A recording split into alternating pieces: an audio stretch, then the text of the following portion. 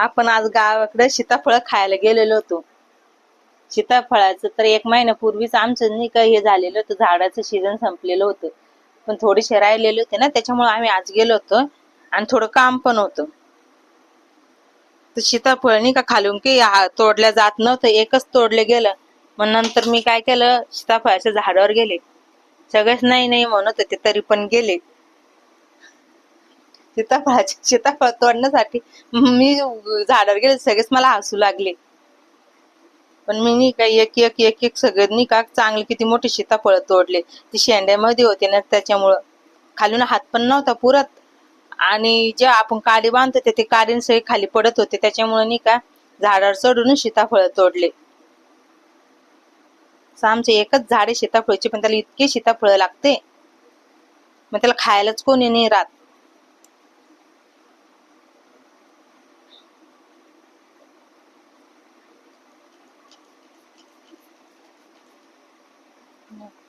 यायला देत होते मी तोडून. ही आमची कपाशी या वर्षी नाहीत नाही, पाऊस इतका झालेला आहे तर त्याच्यामुळे एवढी भारी नाही यावर्षी कपाशी आमची. आणि ते पाऊस पडून गेल्यामुळे नाही का आता थोडस ऊन पडलं ना, तर त्याच्यामुळे नाही का ते शेताचं पण नाही का असे नाही काय म्हणते त्याला, धारा धारा होऊ लागले. हे बघ हे सीताफळ. त्याच्यानंतर आम्ही आमच्या ननंदबाईकडे गेलो.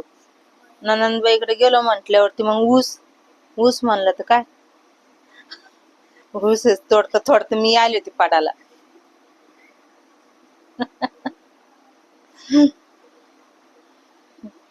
ही आमची ननंदबाईची विहीर आहे. पाऊस ह्या वर्षी पाऊस चांगला, त्याच्यामुळे मस्त टाचोटाच भरलेली आहे. त्यांचा ऊस ऊस पाणी असलं म्हणजे ऊस तर राहतोच.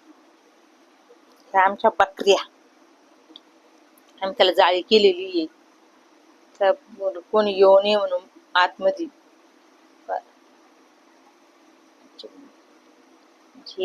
आमच्या बकऱ्या, आमच्या बकऱ्याचं हे बघा कसं त्याला नाही का आम्ही जाळीमध्ये कोंडलेलं आहे. छोटा असल्यावर